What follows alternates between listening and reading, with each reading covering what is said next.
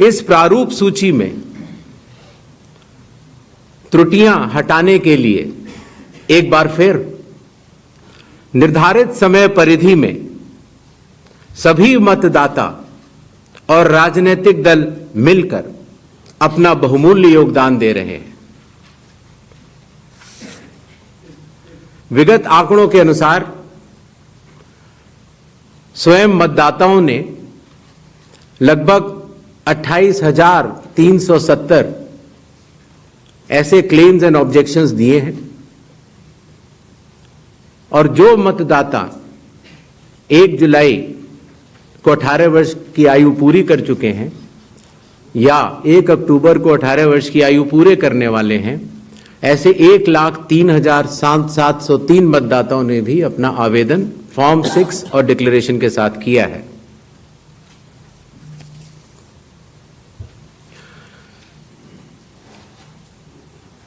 और इन claims and objections के लिए, इन त्रुटियों को हटाने के लिए बिहार के एसआईआर में 1 अगस्त से 1 सितंबर का समय निर्धारित है। अभी भी 15 दिन का समय बाकी है। चुनाव आयोग सभी राजनीतिक दलों को उनके द्वारा नामित बूथ लेवल एजेंट्स को,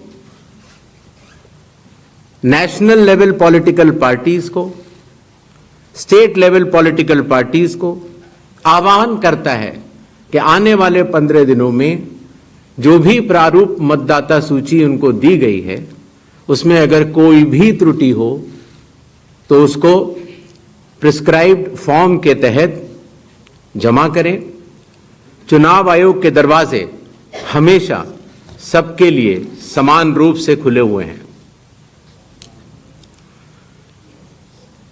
जमीनी स्तर पर सभी मतदाता, सभी राजनीतिक दल और सभी बूथ लेवल ऑफिसर्स मिलकर एक पारदर्शी तरीके से कार्य कर रहे हैं, सत्यापित भी कर रहे हैं, हस्ताक्षर भी कर रहे हैं और वीडियो टेस्टिमोनियल्स भी दे रहे हैं। यह एक गंभीर चिंता का विषय है कि राजनीतिक दलों के जिला अध्यक्षों और उनके द्वारा नामित बीएलएस के ये सत्यापित दस्तावेज, टेस्टिमोनियल्स, उनकी आवाज उनके स्वयं के राज्य स्तर के या राष्ट्रीय स्तर के नेताओं तक या तो पहुंच नहीं पा रही है और या फिर जमीनी सच को नजरअंदाज करते हुए भ्रम फैलाने की कोशिश की जा रही है। सत्य तो यह है कि कदम से कदम मिलाकर सभी स्टेक होल्डर्स बिहार के एसआईआर को पूर्ण रूप से सफल बनाने के लिए कटिबद्ध हैं, प्रयत्न कर रहे हैं और कठिन परिश्रम कर रहे हैं। जब बिहार के 7 करोड़ से भी अधिक मतदाता चुनाव आयोग के साथ खड़े हैं तो न तो चुनाव आयोग की साख पर कोई प्रश्न चिन्ह खड़ा हो सकता है और न ही मतदाताओं की साख पर। कानून के अनुसार अगर समय रहते मतदाता सूचियों में त्रुटियां साझा न की जाएं,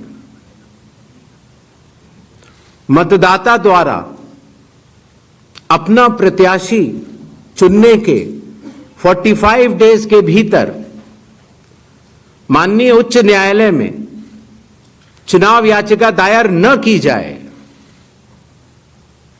और फिर वोट चोरी जैसे गलत शब्दों का इस्तेमाल करके जनता को गुमराह करने का असफल प्रयास किया जाए तो यह भारत के संविधान का अपमान नहीं तो और क्या है। जहां तक कि मशीन रीडेबल मतदाता सूची का सवाल है, माननीय सुप्रीम कोर्ट 2019 में ही कह चुका है कि यह मतदाता की निजता का हनन हो सकता है। Voter privacy can be breached. हमने कुछ दिन पहले देखा कि कई मतदाताओं की फोटो उनकी अनुमति के बिना मीडिया के समक्ष रखी गई, उनके ऊपर आरोप लगाए गए, उनका इस्तेमाल किया गया। क्या अपनी माताओं, बहुओं, बेटियों सहित किसी भी मतदाता की सीसीटीवी वीडियो चुनाव आयोग को साझा करनी चाहिए क्या? मतदाता सूची में जिसका नाम होता है वही अपने प्रत्याशी को चयनित करने के लिए वोट डालता है। लोकसभा के चुनाव की प्रक्रिया में 1 करोड़ से भी अधिक कर्मचारी, 10 लाख से भी अधिक बूथ लेवल एजेंट्स, 20 लाख से भी अधिक प्रत्याशियों के पोलिंग एजेंट्स चुनाव के लिए कार्य करते हैं। इतने सारे लोगों के समक्ष इतनी पारदर्शी प्रक्रिया में क्या कोई भी मतदाता वोट की चोरी कर सकता है? कुछ मतदाताओं द्वारा दोहरे मतदान के आरोप लगाए गए। सबूत मांगने पर जवाब नहीं मिला। ऐसे मिथ्या आरोपों से न तो चुनाव आयोग डरता है और न ही कोई मतदाता। जब चुनाव आयोग के कंधे पर बंदूक रखकर भारत के मतदाताओं को निशाना बनाकर राजनीति की जा रही हो, तो आज चुनाव आयोग सबको स्पष्ट करना चाहता है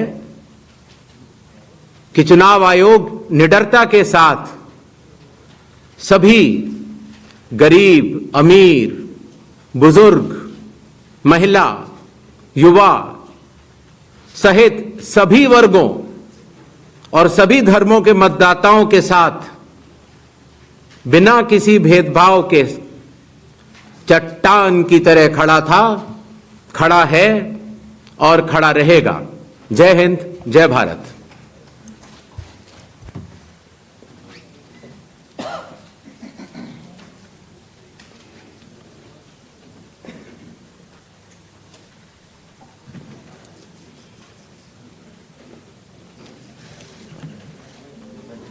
Mic, please.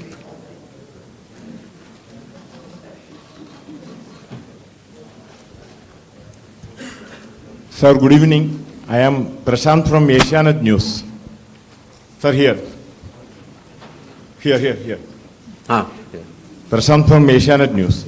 As you know, after Rahul Gandhi's press conference, there are many issues coming up from different states, including states like Kerala.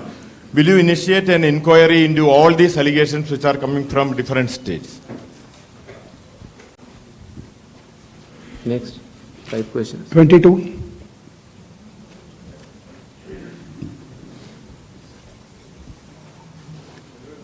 Sir. Please.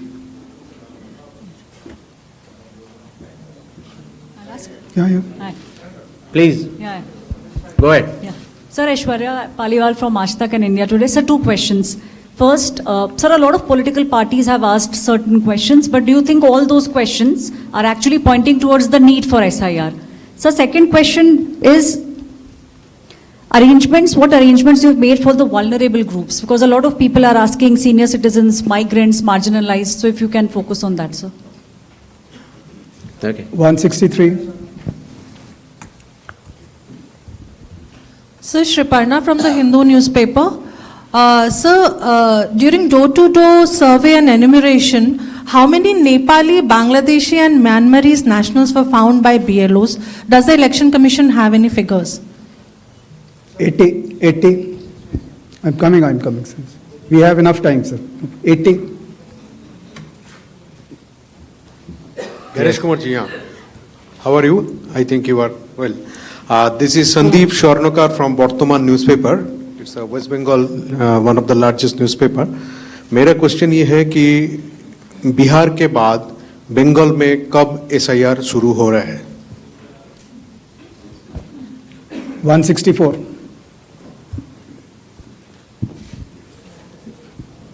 Sir Neeraj हूँ न्यूज 18 इंडिया से, नेटवर्क 18 से। हमारा सवाल है कि स्पेशल समरी रिवीजन सालाना तौर पे होता है हर साल, तो SIR की जरूरत आपको कौन सा मतदाता सूची दोनों प्रक्रिया से अलग मिलेगा, हम ये जानना चाह रहे हैं। और एक सप्लीमेंट्री सवाल है इसी के साथ कि आपने कहा कि कुछ पॉलिटिकल पार्टीज के नेता भ्रम फैलाने की कोशिश कर रहे हैं। उनका यह भी कहना है, राहुल गांधी की मैं बात कर रहा हूँ, थोड़ी देर पहले उन्होंने कहा है क्यों उन्हीं से शपथ पत्र सिर्फ मांगा जा रहा है, दूसरे लोग, दूसरी पार्टी के लोग जो सवाल कर रहे हैं उनसे क्यों नहीं। तो इन 5 सवालों को पहले ले लेते हैं।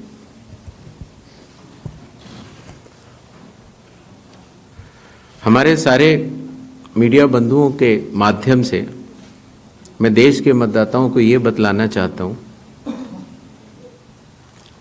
कि जब भी मतदाता सूची का रिवीजन होता है तो उसकी प्रक्रिया वही होती है जो मैंने आपको अभी शुरू में बताई। अर्थात सबसे पहले बूथ लेवल ऑफिसर्स और BLAs, राजनीतिक दलों के BLAs मिलकर एक ड्राफ्ट तैयार करते हैं और उसके बाद सभी राजनीतिक दलों को और उसी असेंबली कॉन्स्टिट्यूएंसी के मतदाताओं को यह अधिकार होता है कि वो उसमें त्रुटियां सुधारने के लिए आवेदन कर सके।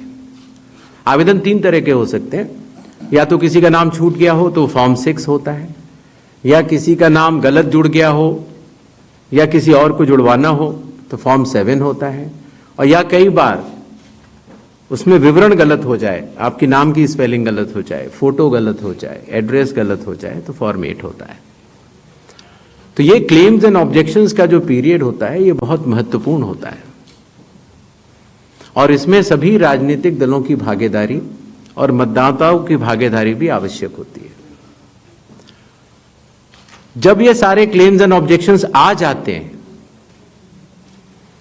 तो उसके बाद जो उस इलाके का SDM होता है, जिसको कई जगहों पर इलेक्टोरल रजिस्ट्रेशन ऑफिसर भी बोलते हैं, जो कि स्टेट गवर्नमेंट का एक अधिकारी होता है, वो उस पर एक निर्णय लेता है और निर्णय करने के बाद एक अंतिम सूची का प्रकाशन करता है। ये प्रक्रिया में आप सारे, आपके माध्यम से सभी मतदाताओं को बताना चाहता हूं, जिससे कि उन्हें भी सनद रहे कि पूरी प्रक्रिया होती क्या है।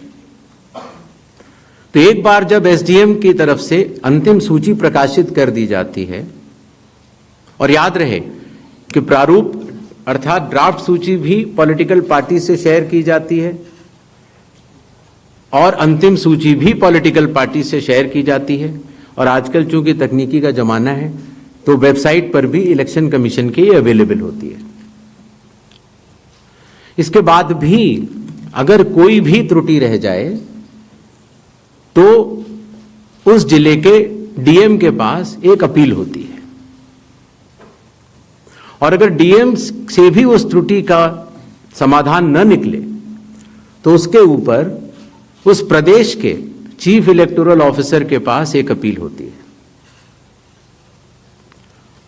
जो अंतिम सूची प्रकाशित हो जाती है उसके ऊपर हो जाते हैं चुनाव।